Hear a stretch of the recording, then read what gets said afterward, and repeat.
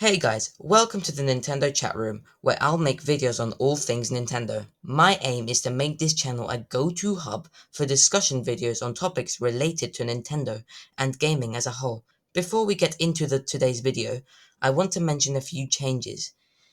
One of those changes is that I'll be using my real voice instead of the TTS voice I've been using on my old channel, because I've kind of realized that I can do a lot more with my videos without the limitations of typing my script into a TTS generator. I hope this change will make the viewing experience much more engaging for you guys as well, but if you find my voice annoying or difficult to understand or even screechy, I know my voice can be screechy sometimes, I'll go back to using the TTS voices. At the end of the day, I just want to take the approach that's best for the viewers, so don't hesitate to comment your opinions. The other change I want to bring up is that I'll be working on improving the quality of the videos themselves as time goes on. I'll start improving my thumbnails, video scripts, and descriptions. My editing also needs a lot of improvement, but hopefully you'll start seeing a steady rise in quality in all those regards. Anyway, I'm sure you guys are bored of my pre-video rambling, so let's get straight to the content. Today's video is episode 1 of my new mini-series, the Nintendo Spice-Ometer. In this series, I'll review your hottest Nintendo takes, analyzing them in detail and giving my full personal opinion. Then, I'll give you a spice number from 0 to 100, with 0 meaning that you have the most agreeable take of all time that literally everyone agrees with, and 100 meaning that you have the craziest Nintendo opinion that anyone has ever had. So basically, if you comment Mario Party the top 100 is the greatest Nintendo game they have ever made, then you're getting a high number, above 70 for sure.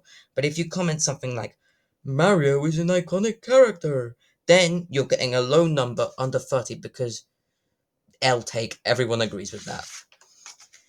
Your take will then be put into tiers depending on your spice number, ranging from the milk and cookies tier all the way up to the grumble volcano tier. With each episode, we'll fill out the Spice-Ometer tier list more and more. For this episode, we have 3 hot takes to dive into, so without further ado, let's begin. Our first hot take is Nintendo should go back to making separate consoles, one for handheld gaming and another that is solely a home console. Now that's quite an interesting take, because when you think about it, we've been so focused on the Switch 2 that we haven't really thought about what Nintendo will come up with afterwards. I doubt it will be a Switch 3 because I think the Switch concept will be very worn out by that point. But the idea of Nintendo going back to how they did things before, I just don't see it. The Switch sold really well, partly because of its practical nature as a hybrid system. And let's not forget that a lot of the reason why people still choose to buy a Switch instead of a much more powerful handheld like the Steam Deck, despite the huge differences in performance, is because you can dock your Switch to the TV. You can't dock your Steam Deck to the TV. I think after the Switch 2, Nintendo will make another console that perfects the hybrid element more. However, I'm not writing out the idea of a home console that comes with portable Switch 3s that are connected to it, kind of like the PlayStation Portable, except actually portable and, you know, good. Overall, this is an interesting take. While some will agree with you, others will be definitely raising their eyebrows. So I'm giving this take a solid spice number of 65. That puts you in the sweet chili tier, which means your take is not incredibly spicy, but it has a good kick to it. Moving on to the second take, which is certainly a hot one. This take suggests Nintendo should bring back the dual screen concept from the DS and 3DS. And you know what? Personally, I can definitely see this happening. The extra screen might not work in the same way as the ones on the DS or 3DS did, but it would be pretty convenient to have an extra screen that shows game menus, maps, maybe even a different view angle in 3D games.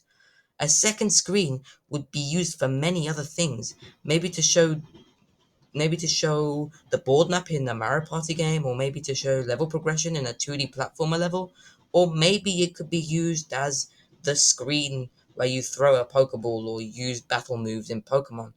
But the biggest idea I could come up with for this second screen is that it could possibly be integrated into the mechanics of a new Zelda game. I know we just got Tears of the Kingdom, but we're talking about the distant or near future here, like a few years' time, so it's not impossible. Overall, I can see it happening, and something similar might even come in the Switch 2, as it is possible that a second USB-C port at the top of the console that was teased in the trailer could be for connecting two Switch 2s and playing on a dual screen. However, I definitely think that if dual screen gameplay does return, whether it's on the Switch 2 or on the next system, the second screen will definitely be detachable, and games would still be playable without it. As for how this ranks as a take, I think it's still pretty hot because not many people believe in that possibility, so I'm giving you a spice number of 75, which puts you in the sriracha hot sauce tier, which means your take is certainly hot enough for a lot of people to start getting yogurt out of the fridge. And now for our final take, and if you wanted real spice, this is the take. Sega should start making consoles again to bring competition between the two, which would be good for both companies. Whoa.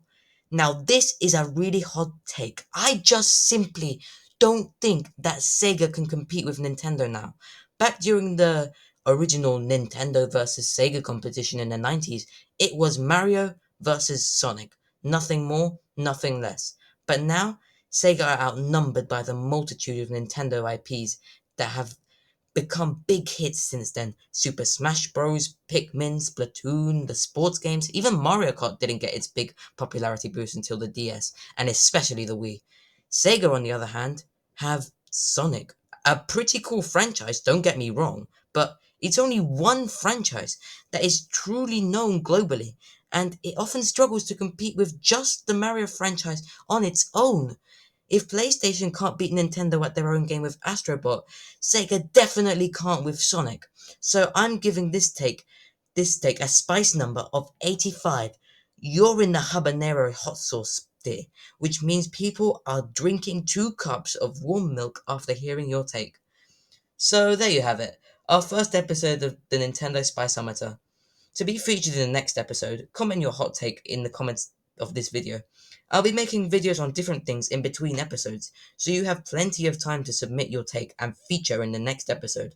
Thanks for watching this Nintendo chat room video. If you enjoyed it, consider subscribing to the channel. See you in the next video.